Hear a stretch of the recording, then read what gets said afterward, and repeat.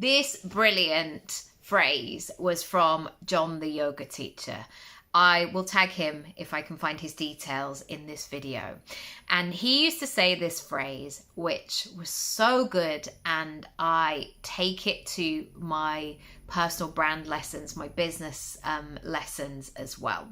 So it's interesting when you're in a yoga class that you, as much as you want to come at it from a spiritual situation, your ego is on fire. It's looking around, it's comparing yourself, it's looking in the mirror, it's trying to get your leg higher, it's trying to do all the things. And there was always this moment where everybody would turn to one particular side and they would stretch out into warrior two, which is basically putting your legs into like a V shape and then sticking your arms out. And you can Google it for a better instruction there. And everybody would have this possessed look on their face where they'd be like, let's go, warrior two.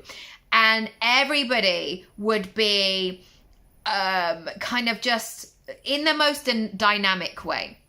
And then he used to drop this phrase, which was, can you soften one thing?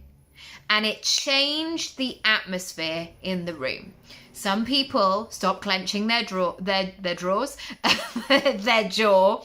Some people let their breath settle. Some people actually eased off and did an easier version of the pose. And it just changed the atmosphere in the room. I want you to think about your goals, your growth, what you want to be, do, have, and feel. And maybe if you're in that go mode, I would love you to soften one thing.